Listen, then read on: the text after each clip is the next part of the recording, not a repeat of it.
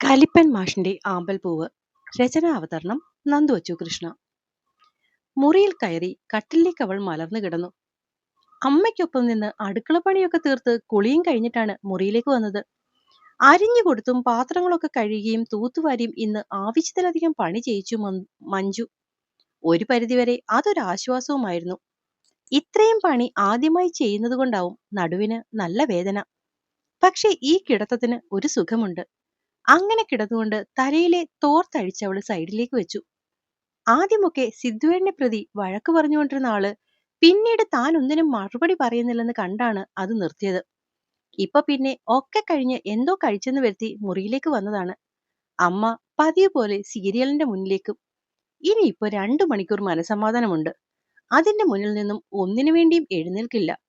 Serial കാണുന്നതിന് അന്ന് വരെ കുറ്റം പറഞ്ഞുകൊണ്ടിരുന്നവൾ ഇപ്പോ അത് വല്ലാത്തൊരു ആശ്വാസമായി തോന്നി. അങ്ങനെ കിടക്കുന്ന നേരത്താണ് അച്ഛൻ തന്ന ഫോണിനെ പറ്റി ചിന്തിക്കുന്നത്. കിടന്നുകൊണ്ട് തന്നെ കട്ടിലാകെ പരതി. അവിടെ അത് കാണുന്നില്ലെന്ന് കണ്ട മെല്ലെ എഴുന്നേറ്റ് ചുറ്റും നോക്കിയത്. മേശപ്പുറത്തിരിക്കുന്ന ഫോൺ കണ്ടതും അവൾ എഴുന്നേറ്റ് അത് എടുത്തു നോക്കി. കുറെ അധികം മിസ് കോളുകൾ. അതിൽ അച്ഛന്റെ നമ്പറിൽ നിന്നും 5-6 കോള് കണ്ടതും അവൾ തിരിച്ചു വിളിച്ചു. മോളെ. എടുത്തതും ആദിയോടെയുള്ള ആ വിളിയിൽ അവൾക്ക് സങ്കടവും സന്തോഷവും ഒരുപോലെയാണ് തോന്നിയത്. അച്ഛൻ കഴിച്ചോ? ഞാൻ കഴിച്ചു. മോളോ? ഞാനും. അവള് പിന്നെ മോളെ എന്തെങ്കിലും പറഞ്ഞോ? മഞ്ജുവിന്റെ സ്വഭാവം അറിയാവുന്നതായതുകൊണ്ട് അശോകന് അതായിരുന്നു ആദി. എന്നെ എന്തു പറയാനാ അച്ഛാ? അമ്മ എന്നെ ഒന്നും പറഞ്ഞിട്ടില്ല. അത് കള്ളമാണെന്ന് മനസ്സിലായിട്ടും കൂടുതൽ എന്തെങ്കിലും അവളോട് ചോദിക്കാൻ അയാള് നിന്നില്ല. അച്ഛൻ ഇന്ന് നേരത്തെ വരാൻ കേട്ടോ. എന്നിട്ട് നമുക്ക് ഗണപതി ക്ഷേത്രത്തിൽ പോകാം. പോകാം അച്ഛാ. ഞാൻ അച്ഛൻ വരുമ്പോഴേക്കും ഒരുങ്ങിയിരിക്കാം. കടയിലേക്ക് ആള് വരുന്നു. അതുകൊണ്ട് അച്ഛൻ ഫോൺ വെക്കുക കേട്ടോ. ഒന്നും കൂടി മൂളി തലയാട്ടിക്കൊണ്ടവൾ ഫോൺ വെച്ചു. അടുത്ത നിമിഷം അച്ഛന്റെ ഫോൺ പിന്നെയും വന്നു. എന്താ അച്ഛാ? മോളെ ഏതോ വിളിച്ചിട്ടുണ്ടായിരുന്നു. എന്തോ കാര്യം പറയാൻ വേണ്ടി. നിന്റെ കയ്യിലിരിക്കുന്ന ഫോണിലേക്ക് വിളിച്ചിട്ടും ആരും എടുക്കാഞ്ഞിട്ടാ അവൻ ഇതിലോട്ട് വിളിച്ചത്. മോള് അവനെ ഒന്ന് തിരിച്ചു വിളിച്ചേരെ കേട്ടോ. അവള് ഫോണ് പിടിച്ച് അല്പനേരം നിന്നു. കയ്യിലിരിക്കുന്ന ഫോണിന്റെ കോളിംഗ് ലിസ്റ്റിലേക്ക് നോക്കിയതും അവന്റെ നമ്പർ കണ്ടു. ഒരു ദീർഘനിശ്വാസത്തോടെ അവൾ ആ നമ്പറിലേക്ക് തൊടാൻ പോയതും ഒരു നിമിഷം നിന്നു. എന്തെങ്കിലും കാര്യത്തിന് അമ്മ പെട്ടെന്ന് അകത്തേക്ക് വരുമ്പോൾ താൻ ഈ ഫോണും പിടിച്ചുകൊണ്ട് നിൽക്കുന്ന കണ്ടാൽ ഇന്നത്തെ ബാക്കി ദിവസവും തീർന്നു. അവള് മെല്ലെ പുറത്തേക്കിറങ്ങി അമ്മയെ നോക്കുമ്പോൾ അമ്മ സീരിയലിനകത്താണ്. ശബ്ദമൊന്നും ഉണ്ടാക്കാതെ അടുക്കള ഭാഗത്ത് കൂടി പുറത്തിറങ്ങി തൊടിയിലേക്ക് നടന്നു. വാഴക്കൃഷിയുടെ അവിടേക്ക് ചാലിട്ടിരിക്കുന്നതിന്റെ പൊക്കത്തിൽ ഇരുന്നുകൊണ്ട് അവൾ ആ നമ്പർ ഡയൽ ചെയ്തു. ഒറ്റ ബെല്ലിൽ തന്നെ അപ്പുറത്ത് കോള് കണക്റ്റായി. കുഞ്ഞേ. അവന്റെ ആ വിളി കേട്ടതും അവളുടെ കണ്ണ് നിറഞ്ഞൊഴുകി. കുഞ്ഞേ, എവിടാ നീ? ഞാൻ എത്ര തവണ വിളിച്ചെന്നോ? പരാതി പോലെയായി അവന്റെ സ്വരം.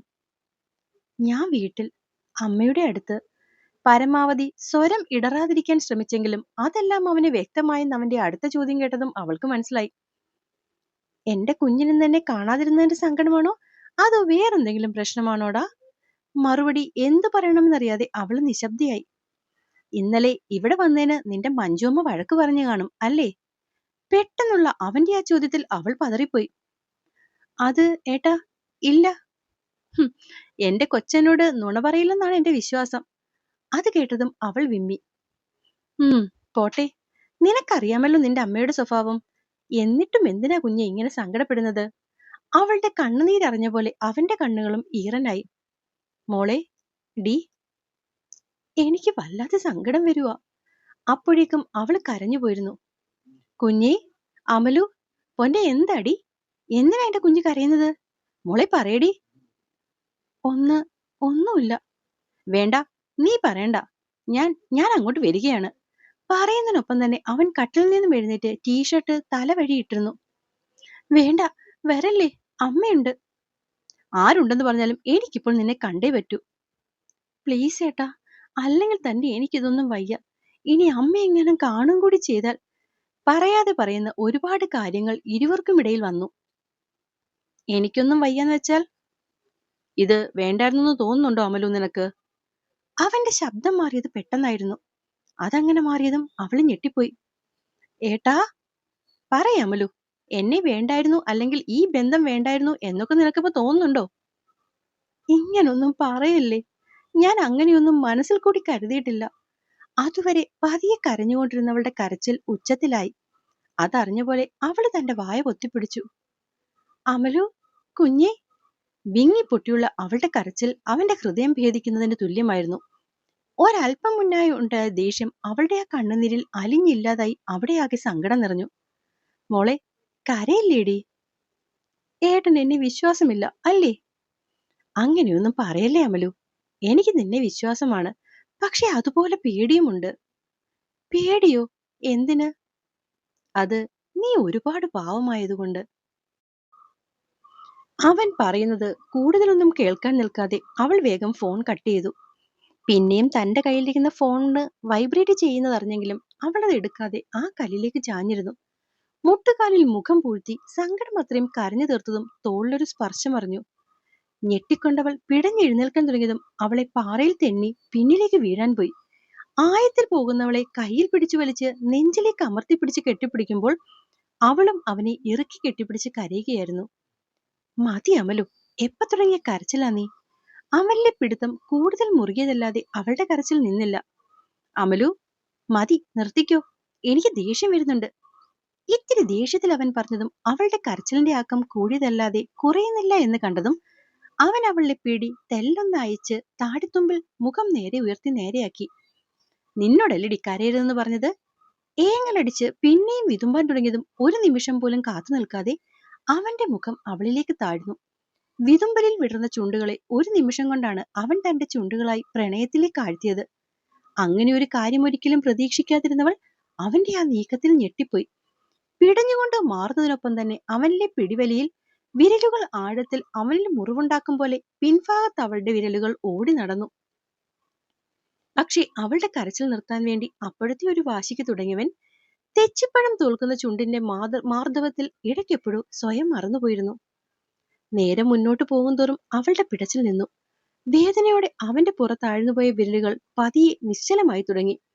ആ ശരീരം തളരുന്ന പോലെ അവളുടെ ദേഹം കുഴയുന്നു തോന്നിയതും ഇഷ്ടക്കേടോടെ ആണെങ്കിലും ഏതൻ അവളിൽ നിന്നും പിൻവാങ്ങി.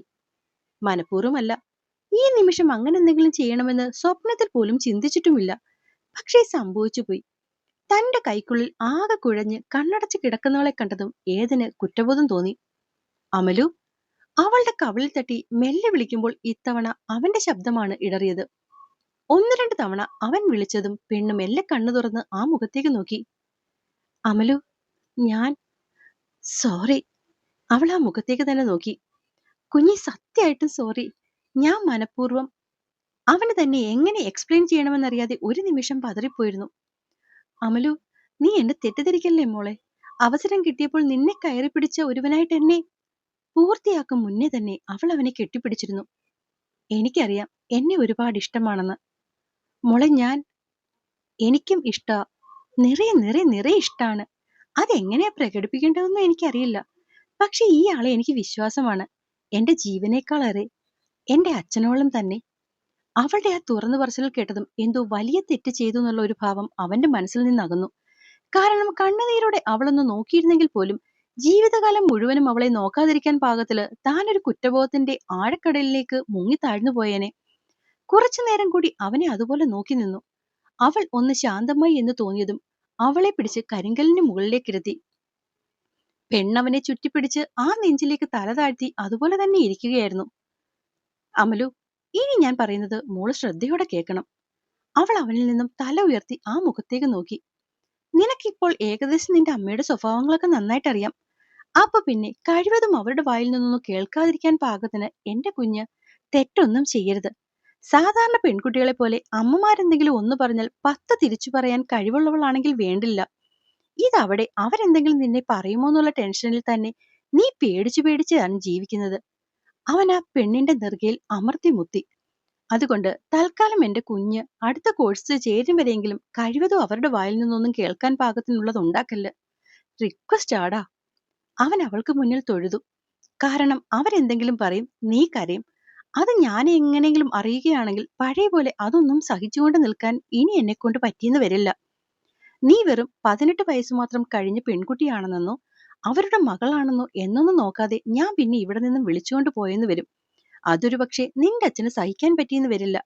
അദ്ദേഹത്തെ ആലോചിച്ചാണ് ഇപ്പോഴും ഞാൻ ഇത്രയും സംയമനം പാലിക്കുന്നത്. അല്ലെങ്കിലുണ്ടല്ലോ, ഇപ്പോ ഈ നിമിഷം നീ എന്റെ വീട്ടിൽ കണ്ടേനെ. അതിനെനിക്കൊരു താലിച്ചരടിന്റെ സൗജന്യമോ അകമ്പടിയോ ഒന്നും തന്നെ വേണ്ട.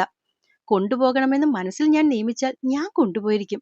അതിനി നിന്റെ അമ്മ എത്ര കടന്ന് പുകിലുണ്ടാക്കിയാലും ഒന്നും എന്റെ മുന്നിൽ നടക്കില്ല. സമ്മതിക്കില്ല ഞാൻ 100 തരം. മഞ്ജുവിനോടുള്ള ദേഷ്യത്തിൽ ഏതെന്റെ മുഖം പെട്ടെന്നാണ് വലിഞ്ഞു മുറുകിയത്. അപ്പോൾ എന്നെ കേൾക്കുകയും വായിക്കുകയും ചെയ്യുന്ന എൻ്റെ കൂട്ടുകാർക്ക് കഥ ഇഷ്ടമാവുന്നുണ്ടെങ്കിൽ ഒന്ന് സബ്സ്ക്രൈബ് ചെയ്തുകൂടി സപ്പോർട്ട് ചെയ്യണേ. നന്ദി.